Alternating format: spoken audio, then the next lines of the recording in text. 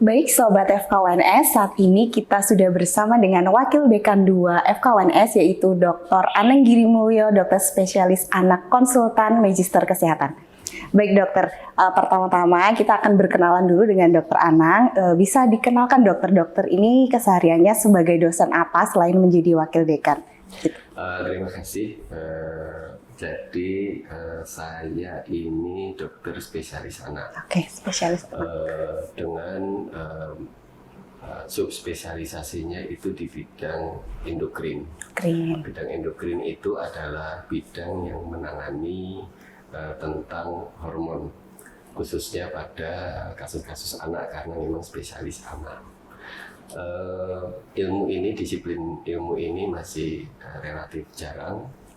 Di seluruh Indonesia kira-kira baru ada 50 orang saja yang mendalami keilmuan ini.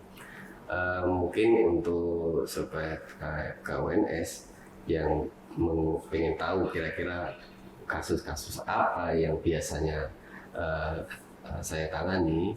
Untuk bidang endokrin anak itu yang paling sering beberapa adalah anak-anak dengan diabetes mellitus, kencing manis, kemudian anak dengan kelainan kelenjar tiroid, beberapa juga anak-anak dengan kelainan pertumbuhan, misalnya anak pendek pengen tinggi karena satu penyakit. Itu beberapa yang menjadi keseharian saya. Berarti dokter Anang nih kesehariannya di rumah sakit ya dok? Kalau di kantor ini hanya waktu-waktu tertentu atau bagaimana? Otomatis karena sekarang menjadi wakil dekan 2, waktu di jam kerja banyak di fakultas. Tapi sampai saat ini juga masih bekerja di Rumah Sakit Dr. Muardi untuk bidang subspesialisasi yang endokrin anak itu tadi. Baik. Berarti dokter itu menjadi dosen di FKUNS itu sudah berapa lama dokter? Enggak terasa. Tahun 2005. 2005, 19 tahun. 19 tahun. Banyak kenangan, banyak cerita ya. Kalau kita melihat 19 tahun itu pasti banyak ininya. Jadi selama 19 tahun bekerja sebagai dosen maupun dokter ya, itu pengalaman apa sih dokter yang paling berkesan? Kalau sebagai dosen di KWNS, momen yang menurut saya paling berkesan itu setelah selesai perjabatan. Setelah perajab. Hampir 2 pekan, kemudian penutupan itu masa yang saya merasakan sekali bahwa saya menjadi bagian dari keluarga besar KWNS.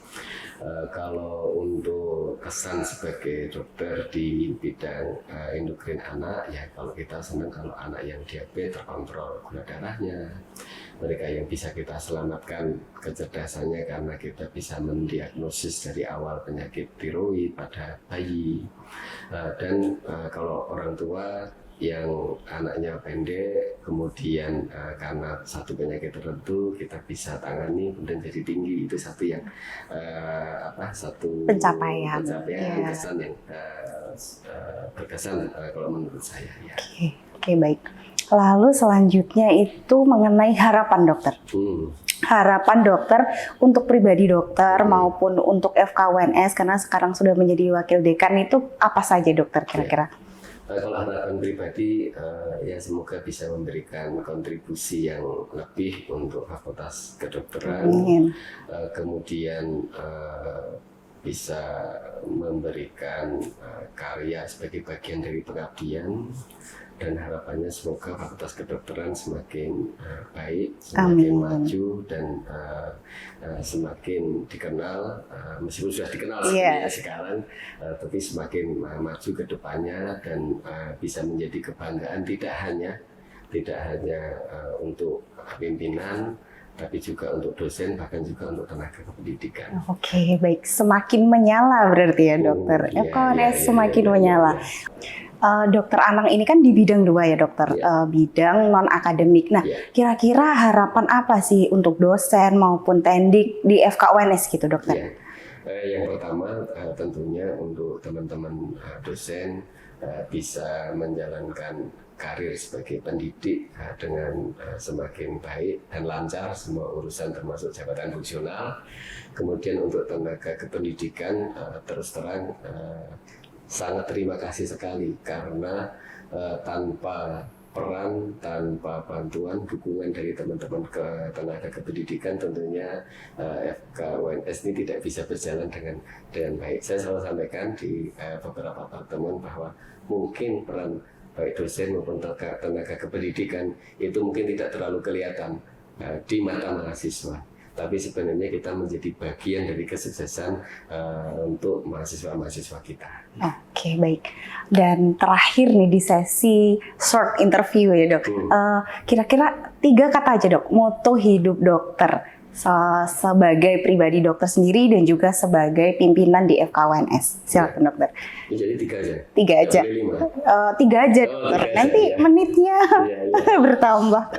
Satu, simple, saya ingin hidup itu sederhana, termasuk permasalahan kalau kita bisa bikin sederhana.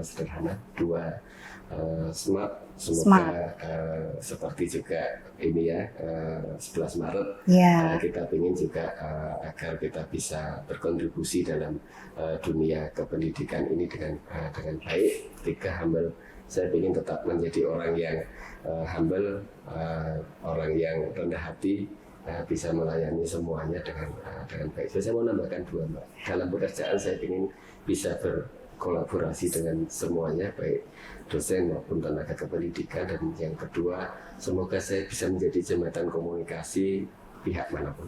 Oke, keren sekali. Baik, demikian short interview ini dokter. Terima kasih banyak waktunya dan kita akan ke next wakil dekan selanjutnya.